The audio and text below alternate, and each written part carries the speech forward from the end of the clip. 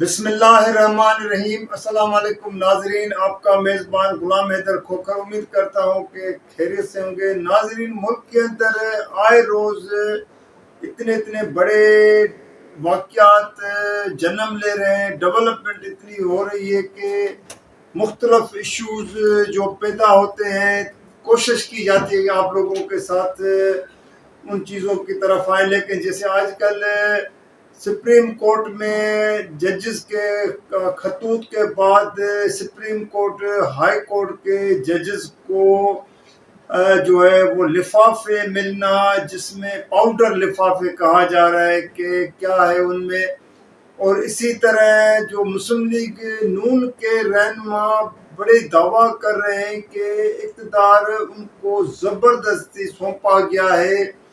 یہ کیسے ممکن ہے؟ ساتھ میں کچے اور پکے کے ڈاکو کا ذکر اور ان کے پاس اسلحہ پہنچنے کے حوالے سے وزیر اعلیٰ سندھ کیا فرماتے ہیں۔ ان تمام چیزوں پر آپ لوگوں کے ساتھ اپنی بات چیت تجزیہ پیش کرنے سے پہلے تمام ناظرین سے ریکویسٹ ہے کہ آپ میری اس ویڈیو کو لائک بھی کیجیے گا، شیئر بھی کیجیے گا، سبسکرائب کے ساتھ کمنٹس ضرور بھیجا کریں، اور اس ویڈیو کو آپ فیس بک یوٹیوب پر بھی آپ فالو کر سکتے ہیں۔ ناظرین، سب سے پہلے میں آپ لوگوں کے ساتھ جو مسلم لیگ نون کے رہنما رانا ثناء اللہ بڑا دعویٰ کر رہا ہے کہ انٹرویو میں کہہ رہا ہے کہ جو مسلم لیگ نون کو 8 فروری کو انتخابات میں شکست ہوئی ہے، وہ بیسیکلی عمران خان کو انتخابات سے 2-4 دن پہلے جو اس کو سزائیں آئی تھی، جس بنا پر اب وہ سزائیں دینے والے کون تھے؟ ججز تھے۔ اب یہ کیا فرماتے ہیں، پہلے آپ اس کی یہ ویڈیو سنیں پھر میں بات کرتا ہوں۔ کوئی سہولت کاری نہیں ہو رہی۔ جو جن کیسز میں آخری ہفتے میں سزا دی گئی ہے، وہ 31 سال جو سزا دی گئی ہے، وہ تو میرا خیال ہے کہ ہمارے الیکشن کو ڈیمیج کرنے کے لیے دی گئی تھی، یا اگر اس چیز کا احساس نہیں تھا تو پھر وہ تو جو ہے وہ اس نے ہمیں بڑا ڈیمیج کیا۔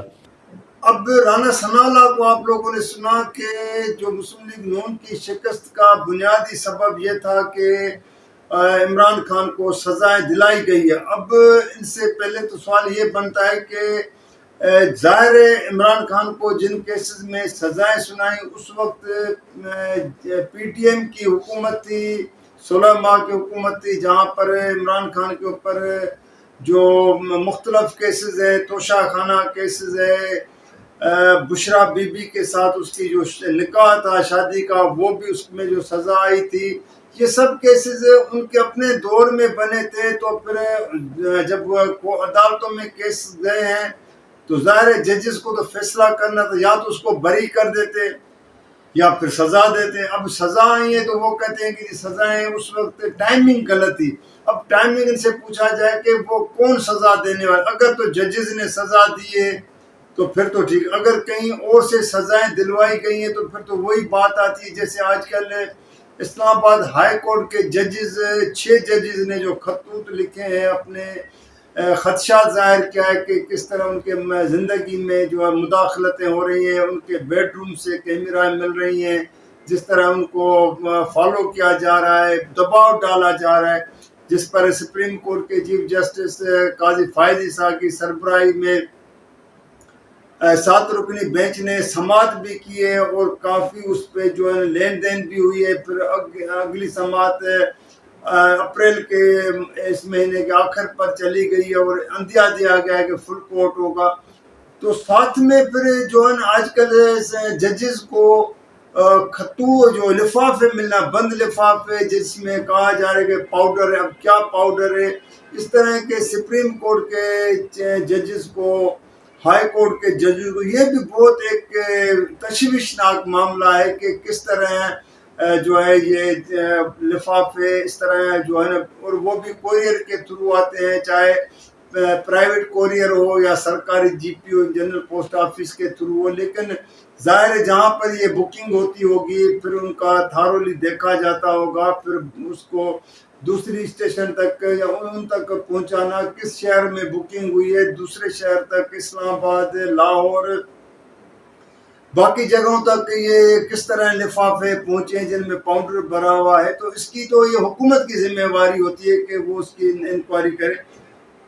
ساتھ میں ناظرین، جو مسلم لیگ نون کے آج کل نواز شریف کے تو بہت قریب ہیں، لیکن کہا جا رہا ہے کہ وہ شہباز شریف کی کیبنٹ میں اس کی جو گڈ فیتھ میں اعتماد میں نہیں ہے۔ جاوید لطیف کا یہ فرمانا ہے جو 8 فروری کے انتخابات میں ہار چکے، تو ان کا یہ کہنا ہے کہ جن لوگوں نے عدم اعتماد عمران خان کے خلاف کرایا تھا، انہی لوگوں نے جو ہے نا مسلم لیگ نون کو ہروایا۔ اب سنیں پہلے جاوید لطیف بھی کیا فرماتے ہیں، سنیں جی یہ ویڈیو۔ دیکھیں، میری ملاقات ہوئی 2 دن بعد الیکشن کے شہباز شریف صاحب سے۔ ٹھیک، میں نے یہی بات کی کہ جو بھی الیکشن کے نتائج بنائے گئے، جس طرح بھی ہو گیا، ہمیں مرکز میں حکومت نہیں بنانی چاہیے۔ ٹھیک، صوبے میں ہمیں اکثریت ہے، ہمیں صوبے میں حکومت بنانی چاہیے۔ ٹھیک۔ انہوں نے کہا کہ میں خود اس چیز کا حامی ہوں، اچھا، میاں شہباز شریف صاحب بھی حکومت نہیں لینا چاہتے تھے؟ اور یہ بات میں نے قائد محترم کو کہی ہے، شہباز صاحب نے کہا، ٹھیک، اور میاں صاحب کا بھی یہی تھا۔ تو میں یہ کہنا چاہتا ہوں کہ دیکھیں، یعنی آپ کا کہنا ہے کہ میاں شہباز شریف بھی نہیں چاہتے تھے، میاں نواز شریف بھی نہیں چاہتے؟ کوئی بھی نہیں چاہتا تھا۔ گورنمنٹ کیسے بنا لیا آپ؟ ہاں، جیسے نتائج بنا لیے۔ میں کیسے؟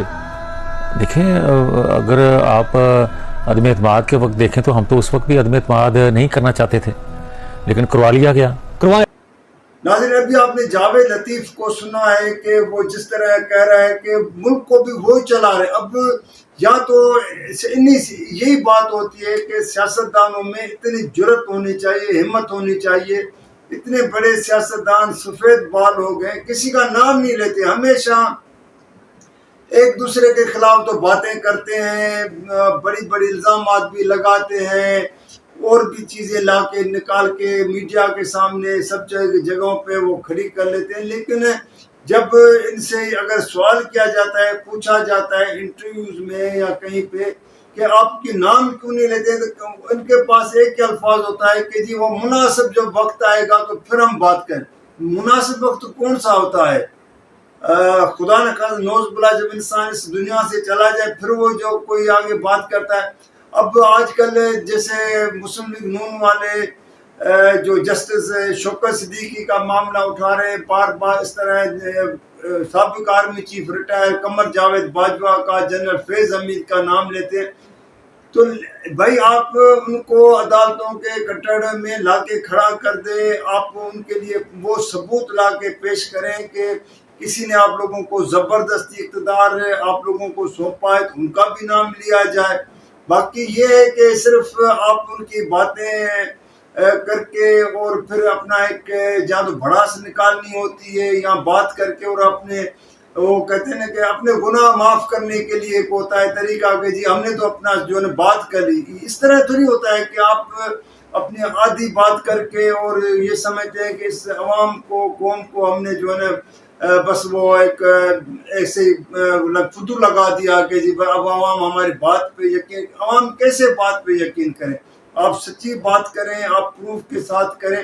آج کل عدالتوں میں یہ معاملات آ چکے ہیں، چاہے ججز کو کہ خطوط کے حوالے سے ہے یا دوسری تیسری کون سی ایجنسیاں ہیں جو مداخلت کریں، آپ آئیں ان کو سامنے کھڑا کر دیں، ان کا نام لیں، بتائیں کہ جی یہ ملک میں یہ ہو رہا ہے، آج تک 75 سالوں میں ملک کے ساتھ کس نے کیا کیا ہے۔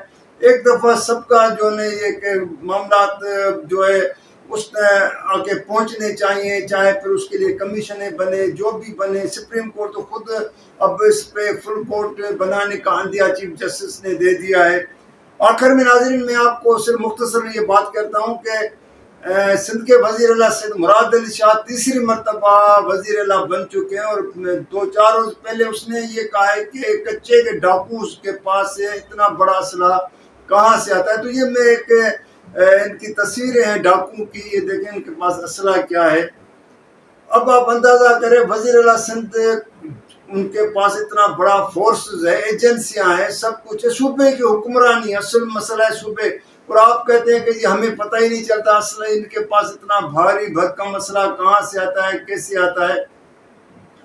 اگر کوئی عام سا بندہ کہہ دے، کوئی جس کو اختیار نہ ہو، تو پھر تو ایک الگ بات ہے۔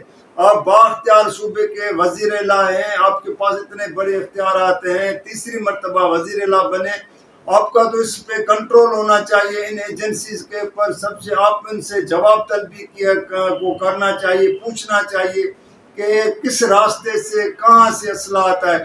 اگر کشتیوں میں آتا ہے تو دریا سے آتا ہوگا، دریا میں کشتیاں چلتی ہوں گی، وہ کون سے ایریا سے آتے ہیں۔ اگر پکے سے آتے ہیں، روڈوں کے ذریعے آتے ہیں، تو ظاہر ہے کہاں سے آتے ہیں۔ اگر ہم ایک مفروضے کے طور پہ کہتے ہیں خیبر پختونخوا ہو، بلوچستان ہو، پنجاب کا راستہ ہو، اور کوئی راستہ ہو، تو ڈاکو تک تو پہنچ جاتا ہے نا۔ باقی یہ آپ کا اسٹیٹمنٹ دینا، یہ بیان دینا کہ جی سمجھ میں نہیں آ رہا ہے، تو اس سے تو آپ اپنی کیا، ہم تو نہیں کہتے، لیکن کیونکہ آج کل یہ سوشل میڈیا کا دور ہے، ہر جگہ پہ چیزیں پڑی رہتی ہیں کہ جیسے آپ نے اپنا ایک ناکامی کا اعتراف کر لیا، ایک طرف تو آپ صوبے میں انقلاب کی باتیں کرتے ہیں، میرٹ کی بات کرتے ہیں، لائن آرڈر کو بہتر کرنے کی بات کرتے ہیں، کراچی میں اسٹریٹ کرائم کا ہم نہیں کہتے ہیں کہ کیا ہو رہا ہے، لیکن جب ڈاکو کی بات ہوتی ہے، کچے میں ڈاکو لوگوں کو اغوا کر کے لے کے جاتے ہیں تاوان کے لیے، پکے پہ جو ڈاکو کہتے ہیں وہ